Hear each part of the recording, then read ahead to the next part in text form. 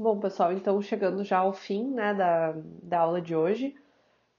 Esse vai ser um vídeo mais curtinho, na verdade, só para a gente fazer algumas reflexões finais, tanto sobre a aula de hoje, né, que a gente falou primeiro sobre a questão das assimetrias no sistema internacional, mais sob o ponto de vista financeiro, né, a questão da dominância do dólar, etc. E na segunda parte, nós discutimos as questões relativas às cadeias globais de valor, né? A questão da inserção dos países em desenvolvimento nessas cadeias e os potenciais benefícios e riscos, né, dessa integração produtiva. E, enfim, fizemos uma tentativa de né, aplicar algumas desses conceitos, dessas questões para as indústrias criativas, que agora a gente vai aprofundar um pouco mais.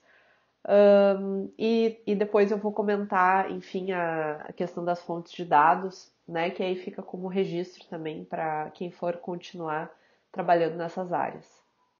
Então, uma maneira, né, da gente pensar as perspectivas para as indústrias culturais e criativas no âmbito internacional é a gente situar elas dentro das transformações em curso na economia internacional, que né, a gente comentou ao longo das últimas aulas, né, e eu acho que aqui, então, especialmente aquelas questões que a gente discutiu com relação aos movimentos que vem acontecendo desde o pós-crise de 2008, né, em que por um lado, a gente tem toda essa nova revolução tecnológica, né, da internet das coisas, da robótica, da impressão 3D, que está afetando, né, a economia e a cadeia produtiva internacional como um todo, né, e ao mesmo tempo esses elementos né, da economia política internacional, no sentido de, no geral, assim, um maior protecionismo, maior nacionalismo por parte de atores muito importantes, né, no cenário internacional e que, enfim, né, as indústrias criativas elas vão estar inseridas dentro desse contexto.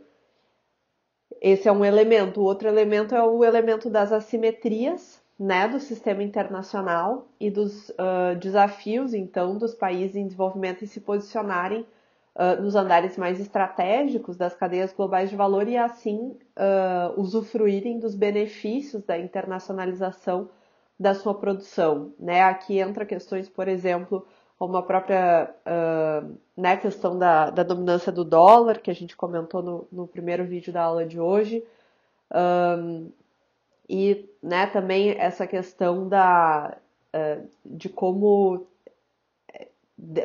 é importante né, a maneira como os países se inserem nas cadeias produtivas, porque isso importa né, para os benefícios em termos de renda, em termos de emprego e em termos de assimilar o avanço tecnológico decorrente né, dessa aproximação com outros países. E a gente percebe né, que isso vai ficando cada vez mais complexo, cada vez mais difícil de usufruir desses benefícios sem ter um mínimo para que os países tenham acesso a isso, né? Isso está relacionado especialmente com a questão digital, né? O acesso à internet das populações. Se antes, né, a gente tinha a desigualdade marcada talvez mais por falta de acesso de infraestrutura básica, né? De questões relativas a saneamento, acesso à água, luz, telefone, etc. Agora, né, tem um quinto componente, uma quinta utilidade que é a internet, que muitas vezes depende da existência dessas outras coisas. Então, né, se já havia uma lacuna entre os países desenvolvidos e em desenvolvimento, isso tende né, em alguns casos, aumentar ainda mais e não a diminuir, pelo menos não automaticamente, né, se não houverem, né, se não houver uma estratégia, se não houverem políticas direcionadas para isso, pelo menos é o que a, a evidência empírica aponta, né? Então, no caso das indústrias culturais e criativas, essas tendências elas acabam se replicando, né? No geral, os mercados das economias avançadas eles vão acabar permanecendo sendo mais atraentes para o investimento das indústrias culturais e criativas, especialmente as mais sofisticadas, né? Porque esses países já vão ter essa base, também vão ter a renda para consumir esses produtos, ainda que existam algumas exceções, né? Talvez a China e a Índia são países que têm conseguido se posicionar um pouco mais estrategicamente ao longo das cadeias globais de valor. Então, nesse sentido, né, parece haver um papel importante do setor público junto com o setor privado em criar um ambiente para que o potencial criativo das sociedades aconteçam. Né? Isso passa por uma série de questões né, regulatórias, enfim, que vêm sendo discutidas pelos mais diversos países. Né, tanto no âmbito doméstico quanto no âmbito multilateral também das organizações internacionais. E né, a existência dessas políticas, a formulação dessa estratégia, ela depende da existência também de dados, né, que permitam, então, avaliar os impactos, né, dessas políticas enfim, estabelecer estratégias para os setores culturais e criativos. Então, a seguir, a gente vai comentar um pouco essa questão dos dados, que, como vocês já sabem, né, a gente já comentou anteriormente, é um ponto que permanece muitas vezes sendo um desafio. Então, com relação às fontes de dados, dados gerais da economia internacional são abundantes, assim, né? Existem diversas fontes que vocês podem consultar quando fizerem, assim, tanto né, dados agregados para analisar né, tendências ou questões estruturais, assim, que caracterizam os países desenvolvidos e os países em desenvolvimento.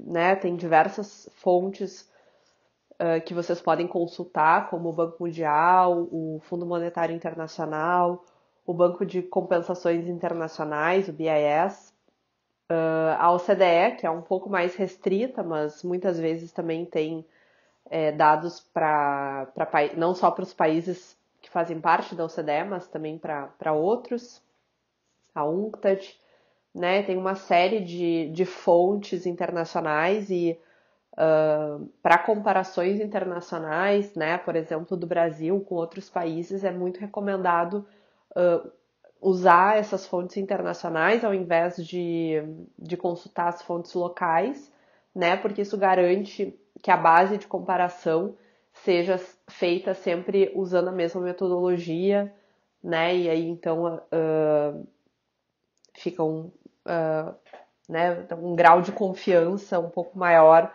nas comparações que vocês eventualmente forem fazer nos trabalhos né, nas dissertações de vocês, etc. A desvantagem dos dados internacionais é que às vezes eles não são tão atualizados, né, justamente porque envolve essa coleta em diversos países, etc. Muitas vezes vocês vão encontrar dados nas fontes nacionais mais atualizados do que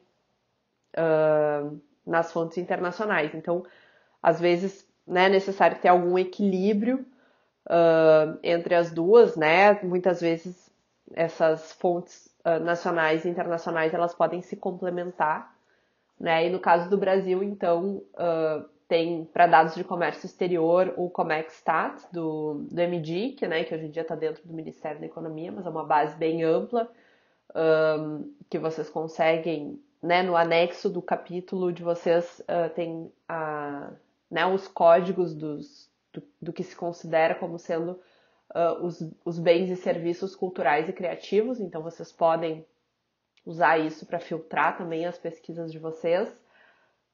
Tem o IPEA, né, que tem também muitos dados disponíveis, o Banco Central, enfim, existem outras fontes também, mas essas são algumas fontes importantes. E aí, né, indo para o caso específico das indústrias culturais e criativas, a gente já conversou, né, que é um grande desafio, porque existe uma própria discussão sobre o que entra e o que não entra, né, nas indústrias culturais e criativas. Existem diversas metodologias com relação a isso, né, não existe um consenso nesse sentido, então vai acabar variando, mas acho que, né, dentro disso, a UNCTAD e a Unesco talvez sejam duas fontes internacionais que oferecem uma base de dados bem interessante para vocês consultarem.